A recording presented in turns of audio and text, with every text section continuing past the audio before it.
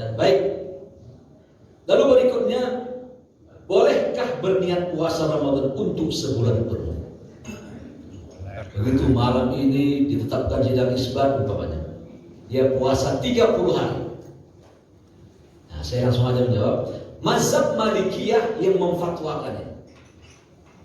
Boleh katanya. Imam Syafi'i tak setuju.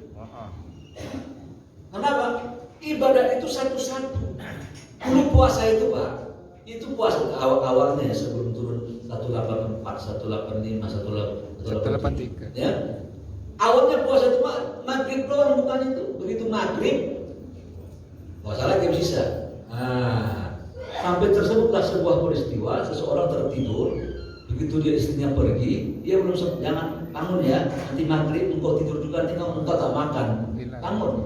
Akhirnya tertidur dia sampai isya. Begitu bangun, kata istrinya, pulang istrinya, celaka engkau. Kenapa? Ke isya. Dia harus puasa lagi besok. 2 hari pingsan dia. Itu pendapat pertama. Yang kedua, asbab nuzul kedua, Umar bin Khattab melakukan hubungan suami istri setelah isya. Agak kuat botak kepala gua, masa baru buka langsung begituan. Karena kan minum dulu makan korma. Ya, kan spesifik deh. Ya, sebulan begitu rontok rambut. Kan tak mungkin langsung habis buka kita langsung silaturahim gitu. Kan tak mungkin, kan makan dulu, minum dulu, ya kan? Itu kan masih begadang perut gitu. Ya. Turunlah ayat uhilla lakum lailatas siyamir rafathu ila nisaikum libasul lakum wa antum libasul lahun. Jadi jemaah, itulah mazhab Malik. Imam Syafi'i tak setuju. Kenapa tak setuju Imam Syafi'i? Begini, karena ibadah itu putus dia. Begitu sore kena makan kita, ibadah lagi sudah. Ibadah puasa maksudnya, bukan ibadah yang lainnya. Sholatnya tetap yang mulai. Udah, maka setiap hari berniat. Tiap hari berniat. Seperti Bapak sholat tarawih. Assalamualaikum warahmatullahi wabarakatuh. Assalamualaikum warahmatullahi wabarakatuh. Naik ke atas, niat lagi. Apalagi puasa wajib, yang sunnah aja niat lagi. Kata Imam Syafi'i, setiap kali berniat. Hemat saya, dua pendapat antara guru dan murid ini tidak usah dipertentangkan. Ambil dua-duanya. Begitu malamnya Bapak sudah mendapat informasi kapan puasa, berniat di Allah aku puasa 30 hari. Nanti tiap malam diperbarui. Nah, diambil aja dua-duanya. Andaikan terlupa kita, insya Allah mudah-mudahan pendapat Imam Malikiyah, mazhab Malikiyah bisa berfaedah buat kita untuk menutupi puasa. Sebab begini Pak, karena kata Nabi, man lam yubayyit fala siyama. Barang siapa malam-malam tak berniat, tak dianggap puasa itu. Tak boleh berniat habis subuh, tak boleh. Kecuali puasa sunnah. Dengan syarat belum makan dia. Wajib tak bisa. Maka timbullah ide DKI. Bid'ah melafazkan niat puasa. Nawaitu sauma ghadin. Niat itu sebenarnya di hati ya. Bukan dilafazkan. Kan kerjaan hati. Tiba-tiba dilafazkan dia bareng-bareng lagi di masjid. Bagaimana Pak? Ya, hukumnya dibolehkan dengan tujuan apa? Dengan tujuan mengingatkan jamaah. Ya, jadi mentang-mentang Nabi tak melakukan semua nggak boleh. Bukan nggak boleh. Makanya dalam mazhab Syafi'i melafazkan niat dengan tujuan dua kata mazhab Syafi'i ya, untuk mendidik umat, untuk menantapkan hati. Boleh dalam mazhab Syafi'i ya. Makanya mazhab Syafi'i membolehkan usolli. Dibolehkan sama kan Bapak sholat subuh.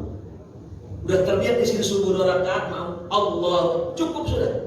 Tak usah usolli, tak perlu. Tapi mazhab Syafi'i membolehkan dengan 2 hal. Pertama mendidik. Coba anak-anak TK apa bacaan mau sholat bareng-bareng usolli fardhu kan mendidik itu. Coba kalau anak TK dengan niat dalam hati, apa niatnya untuk sholat zuhur? Diam semua dalam hati. Tak ada pendidikan, SPP kembali itu. Ya, pendidikan. Makanya Imam Syafi'i mengatakan baca zikir habis sholat boleh supaya mendidik umat urutan zikir-zikir habis sholat. Kita kan Allah mantas salam kan itu hafal di Bapak hafal begitu dari kampung didengar. Di kampung kan begitu bagusnya manfaatnya. Tanpa kita harus menghafal di buku hafal secara pendengaran kita. Dan itu boleh lebih kuat ingat. Imai sering mendengar lebih kuat kata para ilmuwan, ya daripada hafal Quran mengingatnya. Diulang-ulang itu lebih. Seperti Bapak baca, bangun tidur, baca Fatihah, langsung Ar-Rahman. Bapak langsung lancar kan baca Fatihah bangun tidur. Karena sudah nggak dipikirkan lagi.